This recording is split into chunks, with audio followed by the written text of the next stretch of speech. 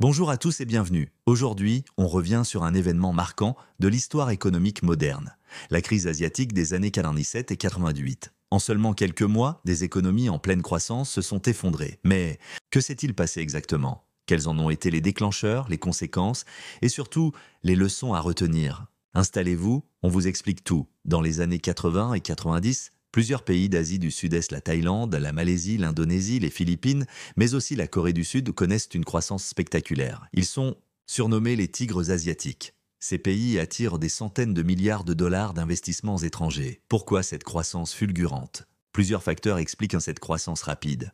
Un taux d'épargne élevé favorisant l'investissement, une main-d'œuvre bon marché et qualifiée attirant les capitaux, ainsi qu'une stabilité politique relative rassurant les investisseurs.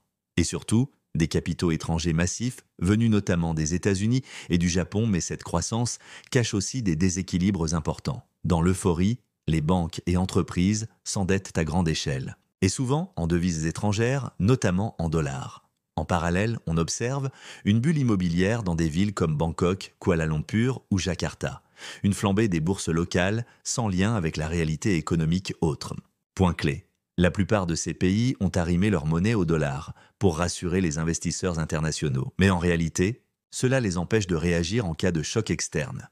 Juillet 1997, la Thaïlande est le premier domino à tomber. Le baht est attaqué par des spéculateurs. Le pays n'a pas assez de réserves pour défendre sa monnaie. Résultat, la Thaïlande abandonne le taux de change fixe. Le baht s'effondre. Pourquoi cette attaque? Déficit courant élevé, faible réserve de change, endettement en dollars, opacité du secteur bancaire. Les investisseurs paniquent et retirent massivement leurs capitaux. Très vite, c'est un effet domino. Indonésie, Malaisie, Philippines, Corée. Du Sud même, le Japon est indirectement affecté via ses banques exposées. Dans la région, les monnaies locales chutent de 30 à 80%.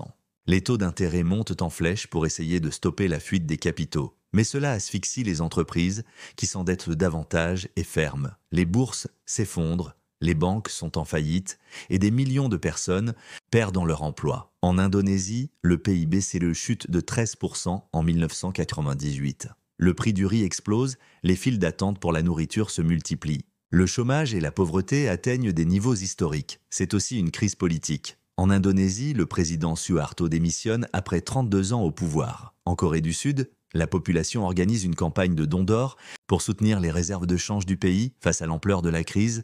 Plusieurs pays font appel au Fonds monétaire international, FMI. Le FMI débloque des dizaines de milliards de dollars, mais en contrepartie, hausse des taux d'intérêt, réduction des dépenses publiques, réforme du secteur bancaire, privatisation et ouverture accrue aux investisseurs étrangers. Ces plans sont très critiqués. Trop austères, trop rapides, ils aggravent parfois la crise à court terme.